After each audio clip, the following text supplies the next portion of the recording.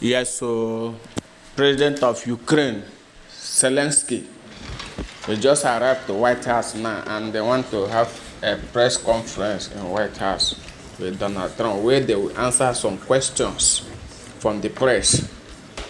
I believe make this one work together, no be that one where on February this year, where President of Ukraine and Donald Trump, their relationship sour. So let us hear what Ukraine want to say. Congratulations to them. I believe say let them find everlasting peace to this war, so that tomorrow Russia will not invade them again. Yeah, I trust Donald Trump. He's doing his best to bring this war to the end. And I think there's a Let nobody, that something could come out of it, and today's meeting let is very nobody important. We have, blame him. I guess, the seven Let very these powerful two leaders, from Europe, both and we'll be Ukraine, meeting with them right after both this Russia, meeting, let and, three of them they inside thank you very house. much for Let them being first here. meet, and after the meeting they discuss before they invite the European Union, so that they will know the solution to this problem. Not tomorrow, they will invade them again. And let us hear what Ukraine want to say in this White House office. Thank you, and God bless you people. Let us listen to them. Yeah. First Lady of Ukraine, she gave the letter. It's not to you, to your wife. Oh, I want it. Yeah. So we're saying this sensitive topic, yeah. Yes, please. And thanks to our partners, and that you supported this format, that after our meeting we can have leaders who are around us, UK and France, Germany, Italy, Finland, EU, NATO, I mean all partners around Ukraine supporting us. Thanks to them, and thank you very much for invitation. Thank you very much for being here. President Trump. Do you think it's fair? Yes, Peter, go ahead. Thank you, President Trump. So, President Zelensky, you say in a post on X today, Russia must end this war, which it itself started. President Trump, you say President Zelensky of Ukraine can end the war with Russia almost immediately if he wants to. Which is it? No, I think that's true. I think we're going to have a meeting. I think if everything works out well today, we'll have a trilat. And I think there will be a reasonable chance of ending the war when we do that. And is this the end of the road for American support for Ukraine? Is today's meeting deal or no deal? I can never say that. It's never the end of the road. People are being killed, and we want to stop that. So I would not say it's the end of the road. No, I think we have a good chance of doing it. It's been almost 4 years now that a lot of people were killed last week. A lot of people last week. I mean, millions of people killed, but a lot of people last week for whatever reason. A big number, a lot of soldiers, on both sides. And I know the president, I know myself, and I believe Vladimir Putin wants to see it ended. And as you met with Putin on Friday, today you've got President Zelensky here. As you listen to Russia and Ukraine, which side has the better cards? Well, I don't want to say that. I'm just here to be. Look, this isn't my war. This is Joe Biden's war. He's the one that had a lot to do with this happening, and we want to get it ended. And we want it to end good for everybody. We want it to end good. The people of Ukraine have suffered incredibly. And to that point, President Zelensky, are you prepared to keep sending Ukrainian troops to their deaths for another couple of years, or are you going to agree to redraw the maps? Thank you for your question. So, first of all, we live under each day attacks. That today have been a lot of attacks and a lot of wounded people, and the child was dead, small one year and a half. So we need to stop this war, to stop Russia, and we need support American and European partners, and we will do our best for this. So, and I think we show that we are strong people, and we supported the idea of the United States, personally of President Trump, to stop this war, to make a diplomatic way of finishing this war, and we are ready for trilateral, as President said. This is a good signal about trilateral. I think this is very good. Thank you. Mr. President,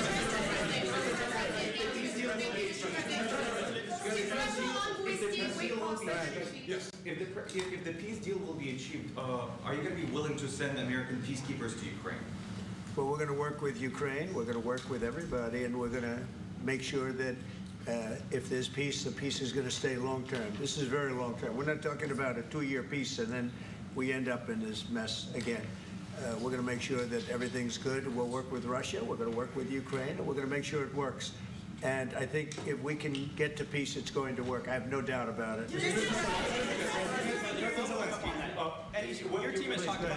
Your team has talked about security guarantees. Could that involve U.S. troops? Would you roll that out in the future? We'll let you know that maybe later today. We're meeting with 7 great leaders of great countries also, and we'll be talking about that. They'll all be involved, but there'll be a lot of help when it comes to security. There's going to be a lot of help. It's going to be good. They are first line of defense because they're there. They're Europe, but we're going to help them out also. We'll be involved. Mr. President, Vladimir Putin mentioned that the war will not end without addressing the root causes of this war. Have you had an understanding what are the root causes of this war? Well, look, the war is going to end. When it ends, I can't tell you, but the war is going to end, and this gentleman wants it to end, and Vladimir Putin wants it to end. I think the whole world is tired of it, and we're going to get it ended. It was, I've done 6 wars. I've ended 6 wars, and I thought this maybe would be the easiest one, and it's not the easiest one. It's a tough one. A lot of reasons for it, and they'll be talking about it for a long time, but they'll be talking about the others. Look, India, Pakistan, we're talking about the big places. When you look at, you just take a look at some of these wars. You go to Africa and take a look at that. Rwanda and the Congo, Republic of the Congo. That's been going on for 31 years. And so we've done a total of 6, and we really have 6, not including the fact that we obliterated, and it turned out to be a total obliteration, the nuclear, as you said, the future nuclear capability of Iran. And this one, I think we're going to get solved also. I feel confident we're going to get it solved. Thank you, Mr. President. Can you tell us about your conversations with European leaders and what they need to see to support an end to the war? Yeah, well, we're going to be meeting with a great representative group and 7 very powerful, very big countries, great people, all friends of mine and friends of yours. And we're going to have some suggestions made. They want to see peace. They would like to see peace. President Trump, you said last In the night red, in the red. President Trump, do you think it's fair for Ukraine and for Russia to achieve a lasting and durable peace if Ukraine cedes its territories that Russia hasn't yet conquered? Do you think it's a fair peace for Ukraine?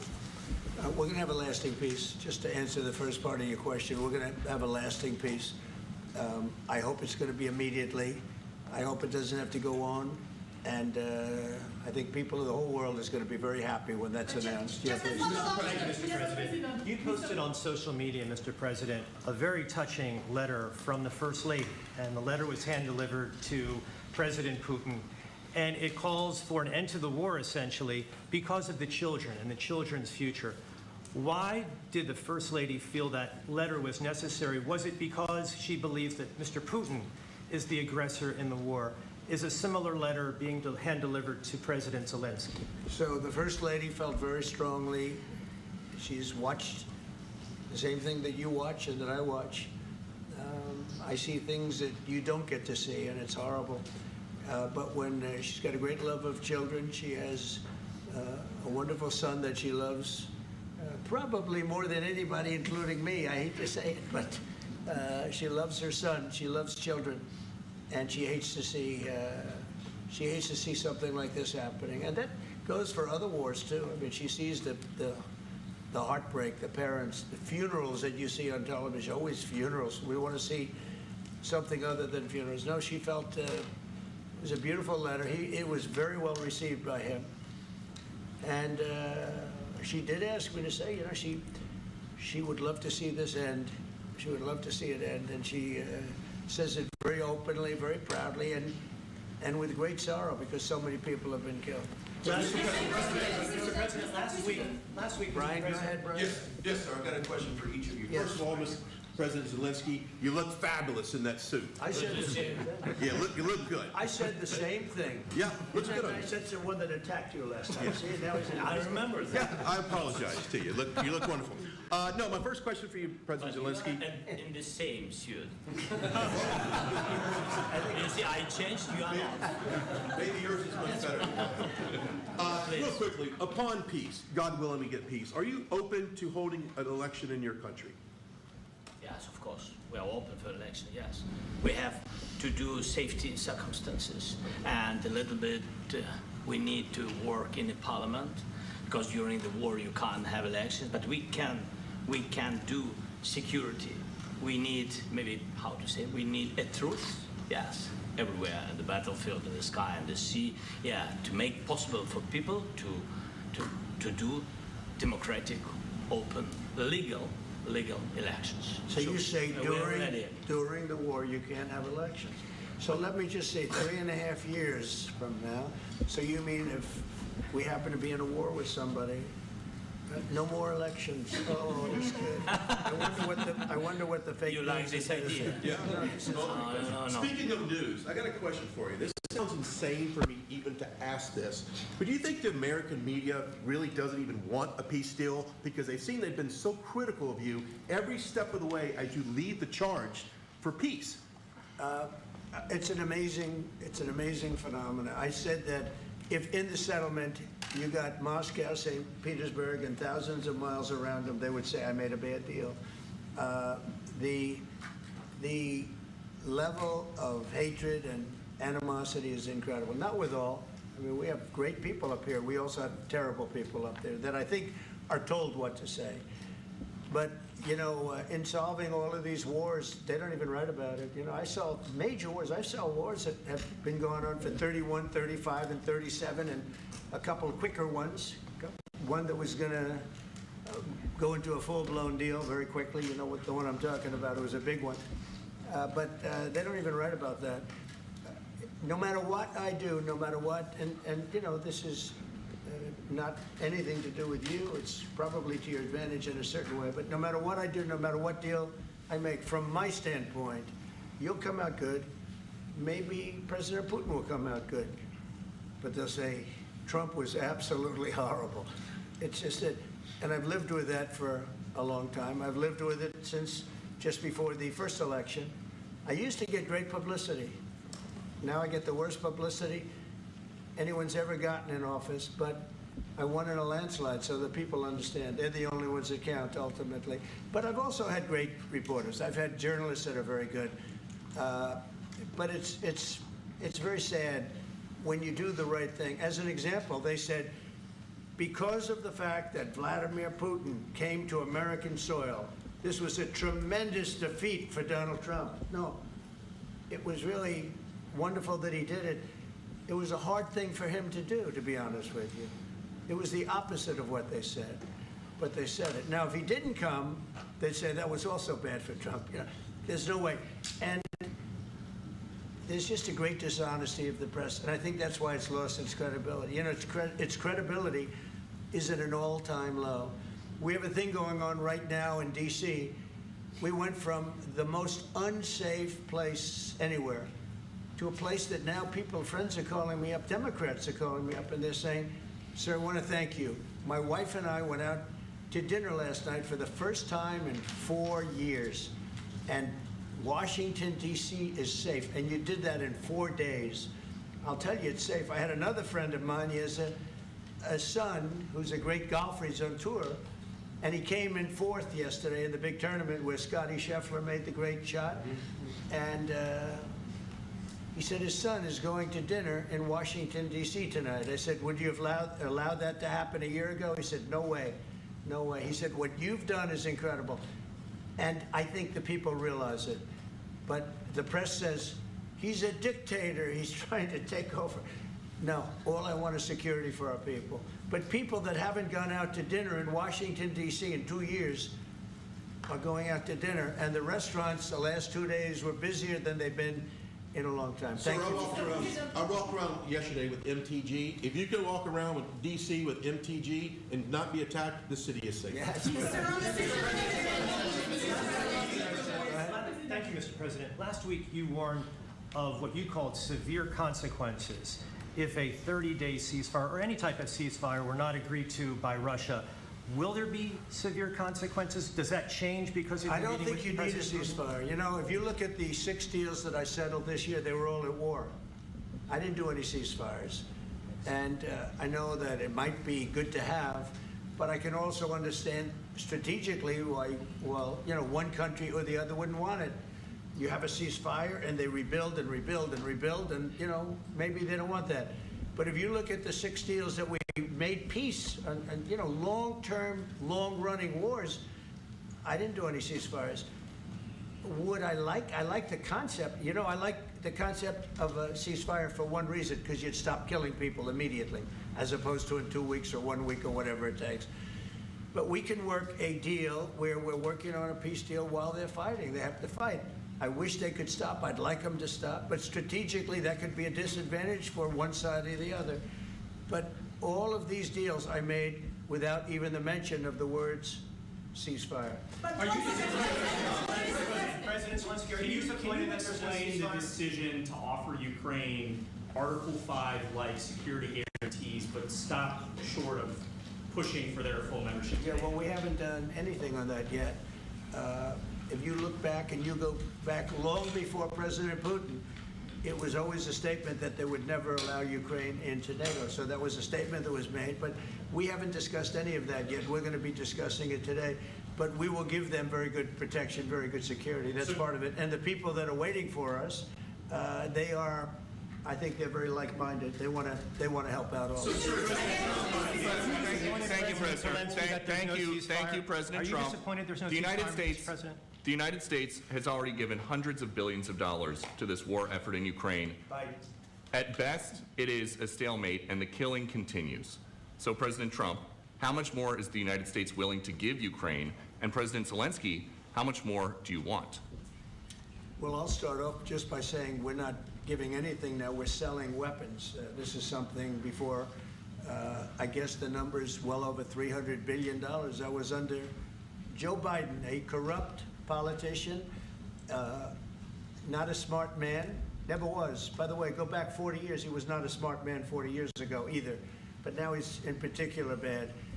This was done by a corrupt administration that shouldn't have been in, and frankly, if the right results of the election were given, if I were president, this war would have never taken place, and he would have been very happy, because he would have liked to have seen. I mean, they went through hell. He went through hell. This war would have never happened, and the people that were killed, a couple of million people, a lot of people with soldiers and everything else, and the people that have been displaced and forced into other areas and other countries because of what's happened, none of that would have happened. And I'm just saying that he was a horrible president, whether it was the borders or this. He was just a horrible, corrupt president. Mr. President, You want to I can. Thank you so much. So first of all, we have possibility now to buy weapon from the United States. We are thankful for this program and this opportunity. We are thankful for Europe. They pay for this. And through NATO program, for example, Pearl and etc., we have some programs where we can have some money to finance this. And this is a part, I think. It's not a part for the war and to defend us. It also will be a part for security guarantees, to strengthen our army, to rearm Ukrainian army. This is very, very important. And it depends how much money we need to rearm. For example, the question of air defense, we spoke about it with President Trump, and I'm happy that we have now bilateral decisions and we work on it with production, American production. Nobody in Europe has so many air defense like Patriots, for example. We need it very much, and this is also about defending. I think the good news, we make the best military equipment in the world by far. You mentioned the Patriots. How good are they? Systems. We have systems. They're literally 100% foolproof, and it's really like shooting 2 bullets you know, two bullets hitting each other in the air in a space like this, the chances 100%. It's 99 to 100%. So we sell the equipment to NATO, and NATO does what, I don't know what the arrangement is that you have with, but I know that they want you to have the equipment. And we're getting the best equipment in the world, but they pay us for the equipment. Under Biden, it was just crazy what was going on. I believe the number is over 300. I think it could be $350 billion worth of equipment and money and everything else. And we've made more progress in settling this war in the last 2 months than they made in 4 years. This should have been settled a long time ago, but it should have never happened. Yeah, please. Real quickly, you pushed out on social media. All right, Brian, go first. You pushed out on social media about doing away with mail-in ballots and potentially electronic voting machines. Can you expand on that and how important Well, that is? that's a very off-topic, just really quickly. Mail-in ballots are corrupt. Mail-in ballots, you can never have a real democracy with mail-in ballots. And we, as a Republican Party, are going to do everything possible that we get rid of mail-in ballots. We're going to start with an executive order that's being written right now by the best lawyers in the country to end mail-in ballots because they're corrupt. And you know that we're the only country in the world, I believe, I may be wrong, but just about the only country in the world that uses them because of what's happened. Massive fraud all over the place. The other thing we want change are the machines. For all of the money they spend, it's approximately 10 times more expensive than paper ballots. And paper ballots are very sophisticated with the watermark paper and everything else. We would get secure elections. We'd get much faster results. The machines, I mean, they say we're going to have the results in 2 weeks. With paper ballots, you have the results that night. Most people, but most people, many countries use paper ballots. It's the most secure form. So between paper ballots, very, very important, paper ballots, and I think maybe even more important, the mail-in voting. We're going to end mail-in voting. It's a fraud. If you have mail-in vote, even Jimmy Carter with this commission, they set it up. He said the one thing about mail-in voting, you will never have an honest election if you have mail-in. And it's time that the Republicans get tough and stop it because the Democrats want it. It's the only way they can get elected. Because with men and women's sports and with transgender for everybody and open borders and all of the horrible things, and now the new thing is they love crime. They're fighting me on the fact that I've made Washington, D.C. safe. We're not going to get mugged, beaten up, or killed like all the people you've been watching get so badly hurt. I'm glad, I hate to take your time with this, but I'm glad you asked me that question. Sorry. We're going to stop mail-in ballots because it's corrupt. You know, when you go to a voting booth and you do it the right way and you go to a state that runs it properly, you go in, they even ask me, they asked me for my license plate, for identity. I said, I don't know if I have it. They said, sir, you have to have it. I was very impressed, actually. But it's very hard to cheat with mail-in voting. As you know what happens in California, it's so corrupt, where some people get 5, 6, 7 ballots delivered to them. Now, we got to stop mail-in voting, and the Republicans have to lead the charge. The Democrats want it because they have horrible policy. If you have mail-in voting, you're not going to have many Democrats get elected. That's bigger than anything having to do with redistricting, believe me. And the Republicans have to get smart. We're not going to have a country. I said for a long time at rallies, you need borders and you need free and fair elections. Those two things, otherwise you don't have. We have strong borders now. In 90 days, Mr. President, we didn't have 1, 0, 0, and 3 months. Not one person came in illegally into our country. In fact, even I find that hard to believe, but it's run by a little bit of a liberal group that put out the numbers, so I guess it's, but 0, 0, and 0. You go back a year ago, 2 years ago, 3 millions of people poured into our country. It was terrible. Thank you very much.